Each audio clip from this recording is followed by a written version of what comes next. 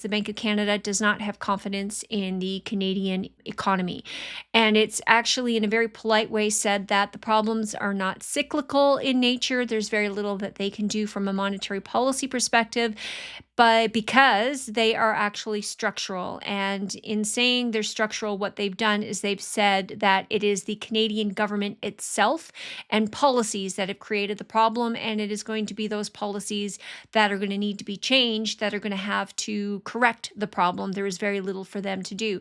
So part of the challenge, it being structural, was slower potential output, so slower productivity, reduced trade capacity, in which case we've seen the tariffs and the trade negotiations or lack thereof that have been going on with the US, and business investment. Well, business investment has been fleeing Canada left, right, and center. Why? Because government policy is not favorable to investment in this country at all.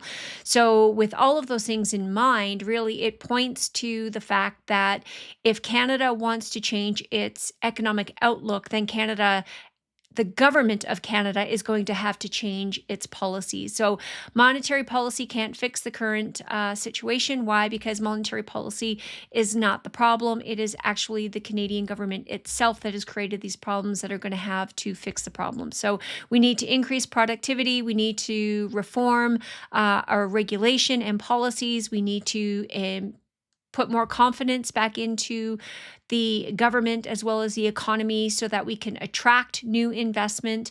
And until that happens, really the fiscal situation here in Canada and the Canadian economy is going to remain very fragile. Just keep in mind that there's going to be a lot of finger pointing going on. Oh, it's Trump, it's the tariffs, it's this, it's that. This has been coming for a very long time, especially under this Liberal government when budgets apparently balance themselves, according to Trudeau. Carney is very sophisticated in his language, and you're going to see them try to separate the difference when we talk debt and deficits from capital expenditures and operational expenditures. Debt is debt. Somebody has got to borrow it. You've got to borrow it from somebody. Those somebodies are going to expect to be repaid. So either way, just keep in mind that it is money out of your pocket as a taxpayer, in which case you were going to pay interest on that and you were going to have to pay it back, or rather I should rephrase that, your children and probably your children's children at this point are going to have to repay that. So all that said and done, that's just kind of a quick update as to the announcement that was made. Interest rates now sit at 2.25%. The government probably point the fingers in areas where maybe there is definitely having an impact, but it is not the cause of the problem, the root cause. They just have to look in the mirror, which they're not so keen to do, and point the finger right back at themselves. And unfortunately, I'm hopeful, but don't really see a lot of policies or sneak peeks so far in the budget that indicate that they're actually going to produce anything that is fiscally responsible.